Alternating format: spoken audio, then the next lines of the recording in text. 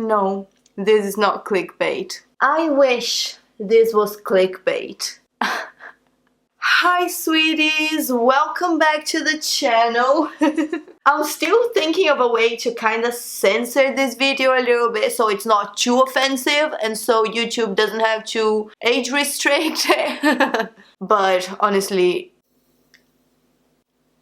I'm gonna try to beep the swear words, but there are not many ways to tell this story in a decent way without being kind of vulgar, because this that happened to me was really, really bad and serious and scary and disgusting, and it was a long time ago. That's why I'm very chill to talk about it, and I'm not looking upset right now because it was almost 6 years ago. But assault is a very, very, very serious matter, very serious, and this video is not a joke. I'm just sharing my experience and what happened to me. But if any type of assault or people being really gross and disgusting and invading your personal space is something that triggers you, this might not be the right video for you. Seriously, I don't want to trigger anybody that has been through things like this. So I have a bunch of other videos on this channel, a bunch of other story times that might be better for you. With that said,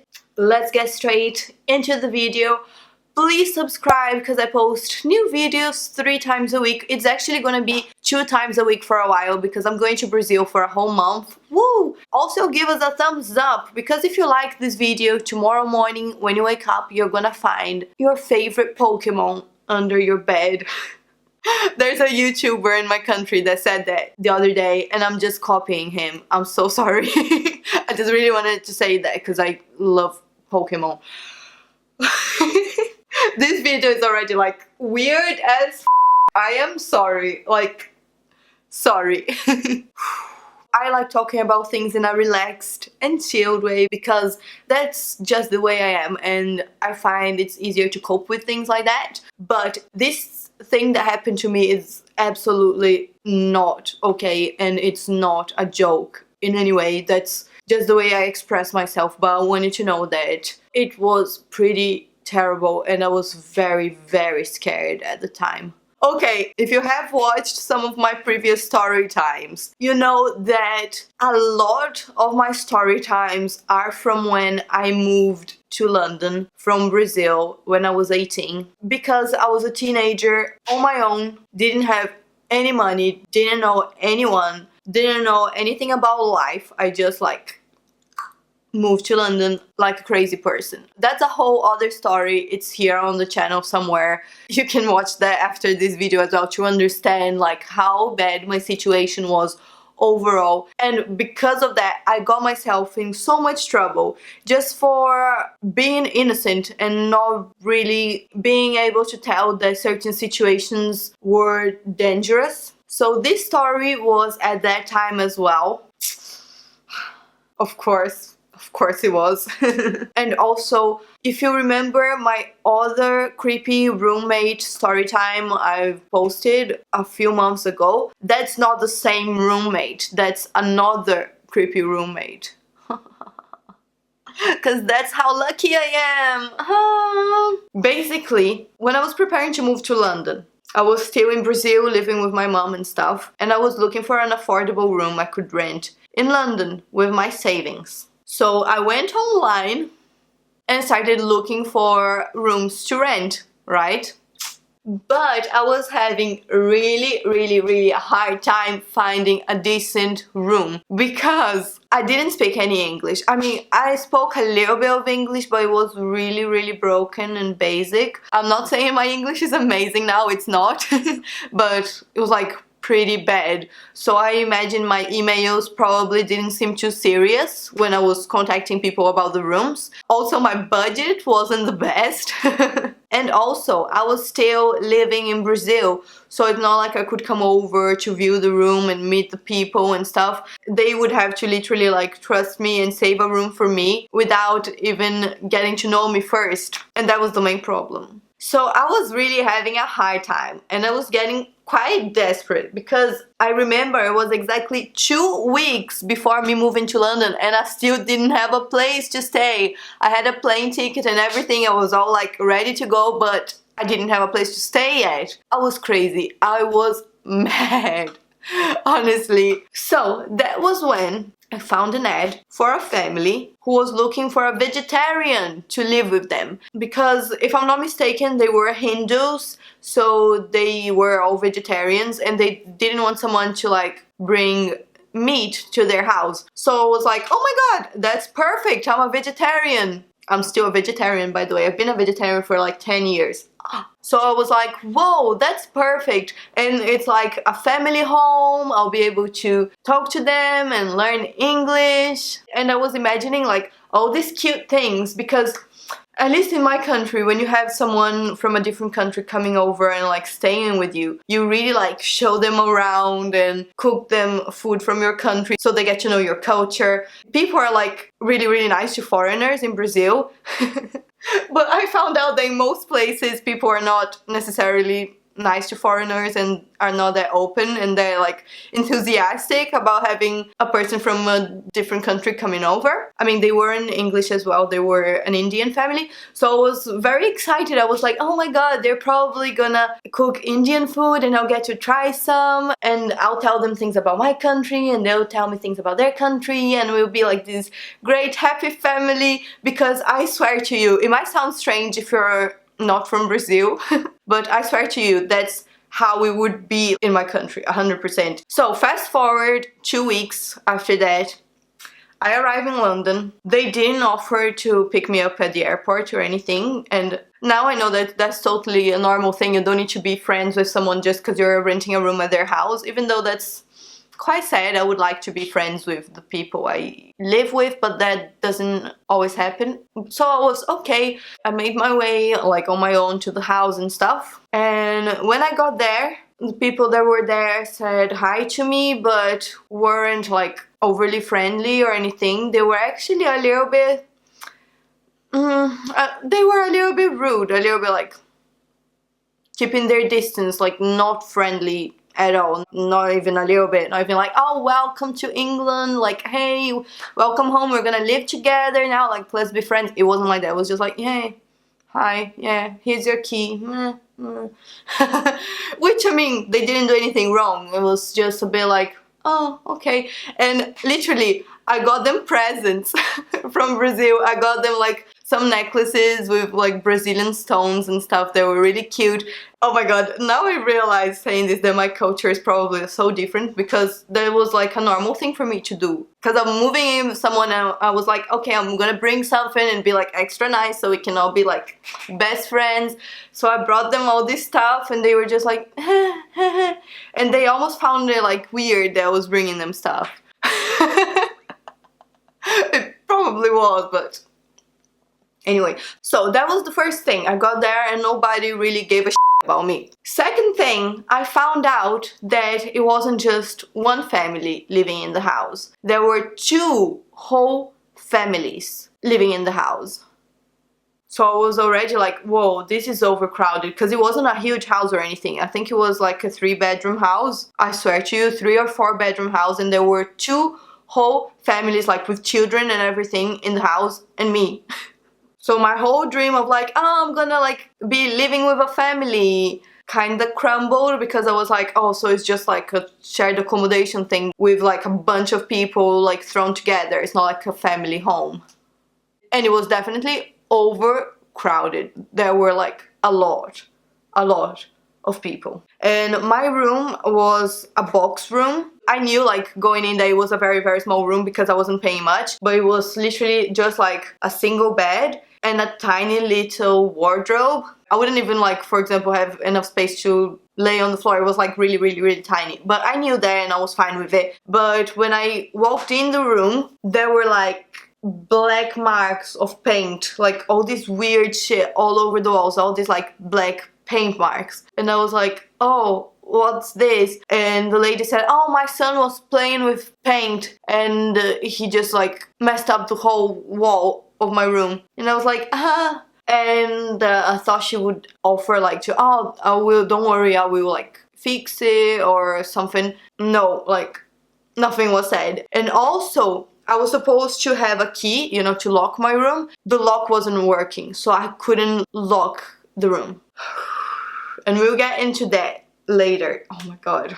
Also, in the first like 1 or 2 days, one of the ladies that lived there, she said, oh, my family is okay with you living here. We are the ones who contacted you.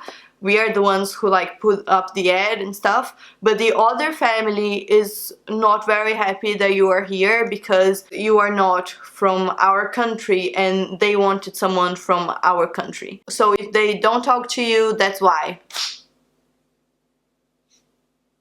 So I was like, what have I done? I brought everybody necklaces. Oh my god, why? What have I done? I'm like here trying to be the nicest person ever and I'm just like literally quiet in my room without making any noise and the people don't even want to talk to me just because I'm from Brazil. Anyway, so I only spent 2 months in that house and those 2 months were really, really miserable. Like nobody spoke to me and I didn't spend any time with anyone. I was totally alone and I was really sad. I was away from my home.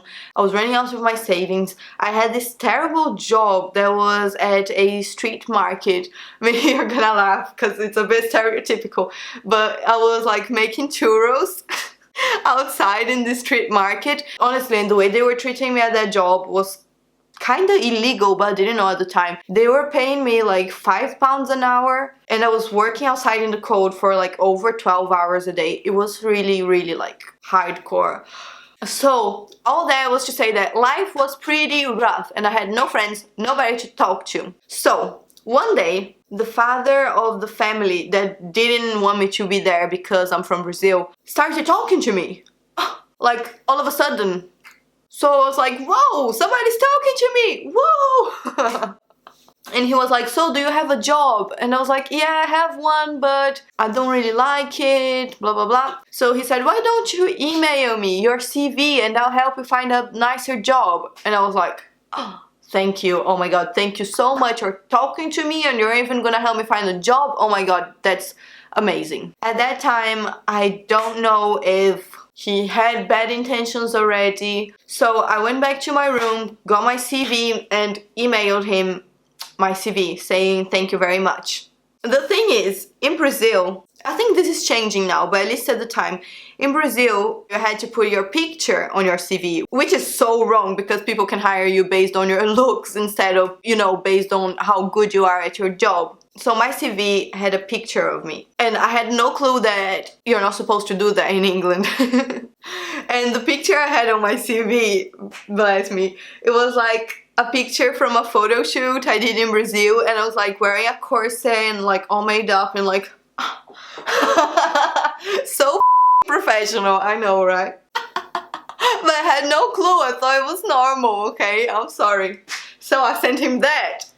Oh, and because as a teenager and child, I've done some modeling in Brazil, not much, just like some, but I had a bit of a portfolio going on. So I had a link for my portfolio as well, because my CV was all like artistic, because I've done some acting and modeling and some stuff like that back in Brazil. So I'm imagining that this guy probably like looked at my picture and looked at my modeling pictures and stuff, because after I sent the email, he answered me back saying, oh, very nice, thank you. Why don't we go out for coffee one day? I work near, no, why don't you come over near my work and we'll have some coffee? And I was like, we live in the same house. Why the hell do you want me to go meet you like God knows where to have some coffee when we can like just go downstairs and have some coffee? And I don't even like coffee, by the way. By the way, he was married. Obviously, he was like in one of the families at the house, so his wife was living there in the house and his children, and he was sending me that email kind of flirting with me. But because I wasn't like 100% sure he was actually flirting, I just answered something like, oh yeah, cool, that would be great, why don't we just have some coffee at the house? And then he never got back to me. Do you think it's because his wife was at the house and he didn't want to have coffee with me in front of his wife because he had bad intentions? Probably. Okay, so a few weeks went by. I think less than that, like a week went by. Wait, I need some Coke.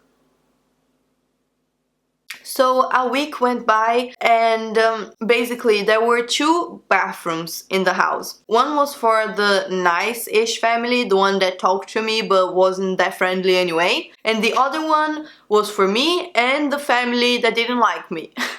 Now I wonder, why did they decide that was my bathroom? If the family didn't like me, why didn't I share the bathroom with the other family? I'm confused. And it was a bathroom at the basement. So I always had to go to this scary ass basement to shower. And it was pretty disgusting. Like, I remember the drain in the shower was blocked. So if I had a shower like longer than 1 minute, that would not literally like stuff would start coming up and like filling up the shower. And then I would, it was really,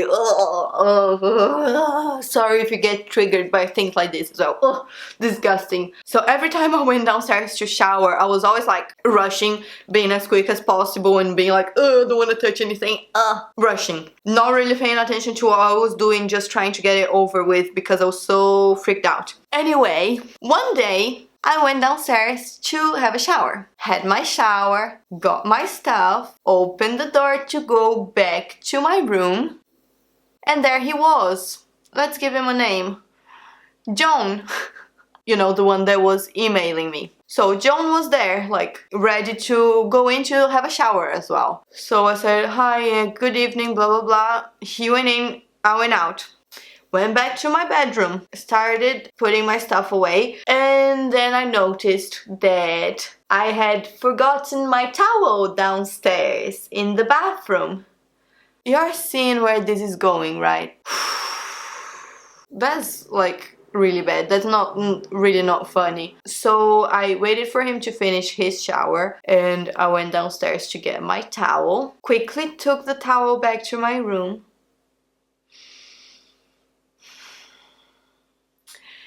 And then, this is so disgusting. This is so disgusting. I've warned you, it's a very gross story. So, when I was holding the towel, I felt something. And then I looked at the towel and I saw like stuff on the towel, white stuff. I'm laughing because I'm like nervous talking about like gross stuff, but it's absolutely not a joke. That's like, I mean, how can you do that to a woman? How can you do that to anyone? How can you do that to a human being? Like, just come on their towel like that. Like, at the house where, like, your children and your wife live. How disgusting are you? That's gross. Like, the act itself is gross. Like, the cum on my towel that I touched is gross. And the action, like, doing that to someone and doing that to his own family as well, so disrespectful and so gross. So gross. So I touched that and I was like, but keep in mind that I'm gay. I'm like very, very gay. I have practically zero experience with men. I had never like really seen that. So I wasn't like 100% sure that that was what I thought it was, but I really thought it was that. But I was like, no, like, why would someone do that to my towel? It's probably just like milk. I honestly remember thinking of that, like, oh no, maybe like nighttime, maybe he was having a glass of milk and just like dropped some on my towel. But that was like, it didn't really make sense. So I called my mom and I was like, Mom, I left my towel in the bathroom and now there's white stuff on the towel after that creepy guy that was emailing me went in there. And she was like, yeah, he absolutely masturbated on your towel. It blew my mind because I didn't even know people masturbated on towels. I was shook. I didn't know what to say, what to think, and I felt so disgusting because I touched it and I was like, ugh, that was Oh my god, and I feel like I need to take a shower like right now just thinking about it. Oh my god, oh my god, oh my god. And then, remember I told you my bedroom didn't have a lock?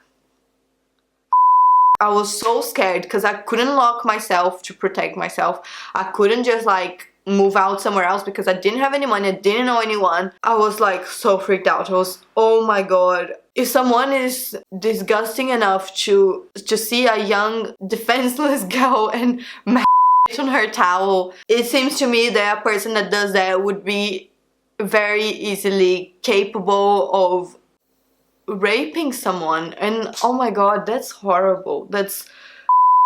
That's how I felt. I felt like I was really in danger being in that house because I couldn't even lock my room and that guy was doing that. I was so scared that in the middle of the night he was gonna come over and something was gonna happen. I was really freaked out, and my mom was super freaked out as well. And after that, because I just didn't have any options, I stayed a few weeks still at that house after that happened. And I can't believe, oh my god, if it was now, I would, like, the same minute, I would pack my bags and I would go to a hotel, I would like go somewhere, but I just didn't have that option.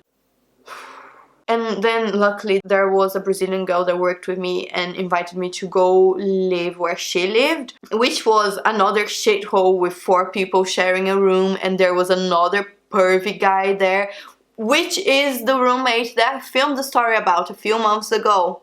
The one that took pictures of my butt when I wasn't looking. Honestly, what's the matter with people? I can't believe that like shit like that happens so often to women. That's disgusting. That's really bad. So yeah, that was the story of when my roommate... Okay. Let's change the mood now. Luckily nothing happened. It was many years ago. That's it for today. Like this video if you want more story times. I promise the next ones are gonna be a little bit more cheerful. Thank you so much for watching and have a very, very lovely day.